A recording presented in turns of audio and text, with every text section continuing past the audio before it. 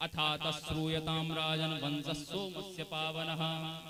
भगवान नारायण के नाभि कमल से ब्रह्मा, ब्रह्मा के बेटा अत्रि, अत्रि के चंद्रमा, चंद्रमा के बेटा हुए बुध, बुध के पुरुरवा, पुरुरवा के बेटा हुए छह, आयु, श्रुतायु, सत्यायु, रय, जय और विजय, ये छह बेटा हुए।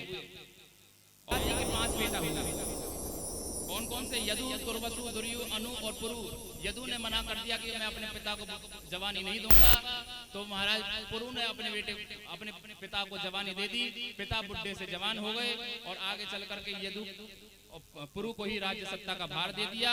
और इसी पुरु वंश में दुष्यंत राजा हुए और जिनके बेटा हुए भरत जी, और उन्हीं के नाम से इस भारत देश का नाम भी भारत है। और बोल भारत माता की जय। और ये जो भरत जो थे महाराज, बड़े प्रतापी थे, शेरों के साथ खेलते थे। इसी भरत वंश में परीक्षित तुम्हारा जन्म हुआ है। इसलिए भगवान श्री कृष्ण गीता में भगवान अर्जुन को कहते हैं यदा यदा ही धर्मस्य ग्लानिर्भवति भारत। बार बार भारत भारत शब्द कहकर के संबोधित करते हैं। इन्हीं ययाति के बड़े जो बेटा थे उनका नाम था यदु। यदु जो थे उन्हीं से चला यदुवंश। उसी यदुवंश में भगवान श्री गोविंद का प्रादुर्भाव हुआ, भगवान श्री कृष्ण का प्रादुर्भाव हुआ। इस वंश में अजमीर, देवमीर, सूरसेन आदि राजा हुए। और उसी वंश में आगे चल करके महाराज आनक दुंदुभी हुए, जो कि वसुदेव के नाम से जाने गए। वसुदेव जी की 7 पत्नियां थी, जिसमें 7वीं पत्नी का नाम देवकी था। देवकी की 8 संतान थी, एक बिटिया थी। जो 8वें जो बच्चे थे वो कृष्ण कन्हैया थे, और जो एक बिटिया थी उसका नाम परीक्षित तुम्हारी बुआ था, जिनका नाम था सुभद्रा देवी। और यहीं से एक श्लोक में कृष्ण कथा भी कहना चाहा, परंतु परीक्षित ने टोक दिया। परीक्षित ने कहा प्रभु कृष्ण कथा मुझे विस्तार से सुननी है, विस्तार से सुनाओ। तब जाकर के श्री सुखदेव भगवान कहते हैं परीक्षित, कृष्ण कथा वसुदेव ग्रहे साक्षात भगवान पुरुष परः। एक बार जब पृथ्वी पर जब ज्यादा ही पापाचार, अत्याचार, भ्रष्टाचार जब व्याप्त होने लगा, तो पृथ्वी गाय का रूप बना करके गोविंद की शरण में पहुंची। देवता भी भगवान के पास पहुंचे। भगवान ने ब्रह्मा जी से बातें करी। ब्रह्मा जी ने कहा कि भाई देवताओं, मेरी बात हो गई भगवान से। बोले क्या बात हुई है? भगवान जल्दी ही अवतार ले रहे हैं और वो अकेले नहीं आ रहे, तो किसके साथ आ रहे हैं? बोले राधा रानी के साथ आ रहे हैं, अकेले नहीं आ रहे। इसलिए तुम सभी देवी देवता इकट्ठे होकर के मथुरा में यत्र तत्र अवतार लेने प्रारंभ कर दो। तो महाराज मथुरा में यत्र तत्र अवतार होने प्रारंभ हो गए। मथुराधिपति कंस जो था बड़ा ही दुष्ट राजा था। जब लोग बागों को पता चला कि ये दुष्ट है, तो महाराज इसने क्या किया कि अपनी चचेरी बहन देवकी का विवाह वसुदेव जी से कर दिया। खूब दान दहेज दिया, जितना इससे बना महाराज खूब लुटाया धन। और लोग इसकी तारीफ करने लगे। फिर तो महाराज इसने नाटक करना चालू किया और नाटक करने लगा कि अपनी बहन देवकी के विवाह में जो देवकी का जो रथ था उसी को खुद हाँकने लगा कि बहन मैं तेरे को छोड़ करके आऊंगा तेरे ससुराल। ऐसा नाटक किया कि महाराज देवता कहने लगे बताओ कैसा नौटंकीबाजी आज है। और महाराज खूब नाटक करने लगा, रोने लगा। देवताओं से सहन नहीं हुआ। देवता ने तुरंत आकाशवाणी कर दी और कहा अस्यास्त्वाष्टमो गर्भो हंतायाम बहसे बुधा। हे मूर्ख कंस, जिस देवकी के विवाह में तू इतनी जोर से उछल रहा है, इसी देवकी का 8वां लाल तेरा होगा काल। सुनते ही आंखें हो गई लाल।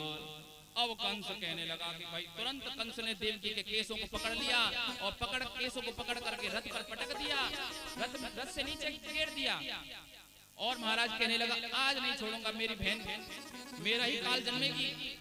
परंतु वसुदेव ने समझाया और दोनों को बंदी बना करके ले आया और अपने यहाँ पर ही बंदी बना लिया और बंदी बना करके रखने लगा और कहा कि जो भी तुम्हारे बच्चे होंगे। कंस ने अपनी देवकी के जो पति थे वसुदेव जी, यानी कि अपने जीजा जी, उनसे कहा कि भैया एक काम करना, जितने भी बच्चे हो सबको मेरे पास लेकर के आना, सबको मैं मारूंगा, ठीक है। और महाराज एक एक करके बच्चे, अब जब देवकी मैया गर्भवती हुई तो महाराज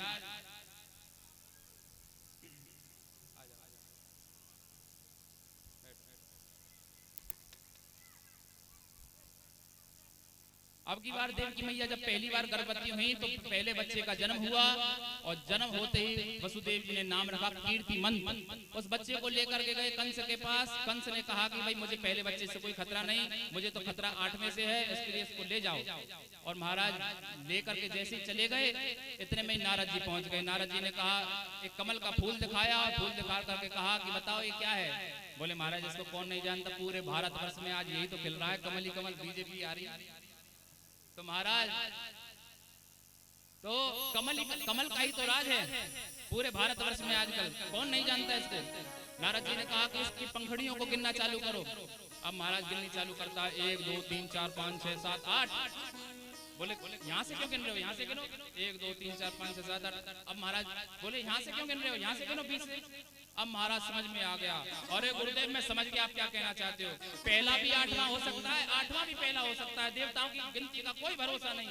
मैं समझ गया ये देवता बड़े धोखेबाज होते हैं। अब तो महाराज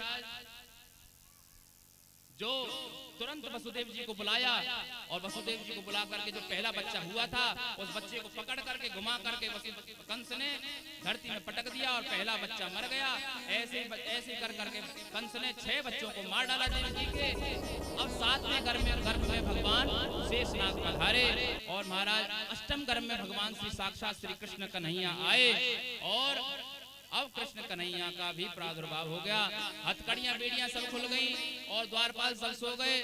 भगवान श्री कृष्ण को लेकर के वसुदेव जी श्री गोकुल धाम जाकर के पहुंच गए और गोकुल में कब में लाला को वहां छोड़ करके आ गए, लाली को वहां से लेकर के आ गए। किसी को कोई खबर ही नहीं लग पाई और इस प्रकार से महाराज जसोदा जी को भी लाला का जन्म हो गया।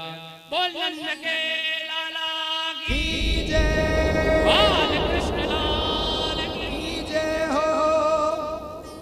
अब महाराज गोपियों को पता चला कि भाई जब जसोदा को लाला हुआ है तो गोपियां ले बधाई, भागी भागी चली आई और नंद बाबा ने तो महाराज नाई बुलवा करके लगवा दी दुहाई। नाई आयो, नाई ने लगाई दुहाई, गोपियां ले बधाई, भागी भागी चली आई। और क्या अब गोपियां कह रही हैं, गोपियों को बधाई दे रही हैं। जब हम कहें कि जसोदा बहन बधाई हो तो सभी कहेंगे बधाई हो। और जितने भी बाबा बैठे हैं वहां पर देखो, बाबा आज तुम्हारी भी परीक्षा है, कहीं ऐसा ना हो कि तुम हार जाओ और ये जीत जाए सबकी सब। हाँ, जब हम कहें बाबा बधाई हो तो जब तुम बोलोगे बधाई हो जोर से, और जब तुमसे कहें गोपियां बधाई हो तब आप कहोगे गोपियां बधाई हो।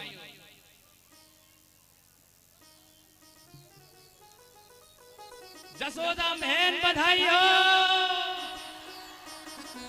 जसोदा बहन बधाई हो। अरे महाराज इतनी सी आवाज बस। अरे जब जसोदा मैया को जब लाला भयो तो महाराज पूरे ब्रज में आवाज पहुंची, तुम्हारी तो या पांडाल के बाहर भी बाज ना जा पाए। जसोदा बहन बधाई हो। अब भाई बाबा तुम्हारी परीक्षा है, बाबा कछु ऐसे नजर आ रहे हैं और संख्या भी कम नजर आ रही है बाबा की। जब कहे बाबा बधाई हो तो बाबा बधाई हो, जोर से बोलेंगे बधाई हो। कहीं हार मत जाइए, मौसम की लाज लाखिए भैया। हाँ, बाबा बधाई हो, बाबा बधाई हो, बधाई। देखो हमारे बाबा बड़े कम है संख्या में, फिर भी बाबा ने खूब जोर लगाए हो तो ये हारे ना माने जाएंगे भैया।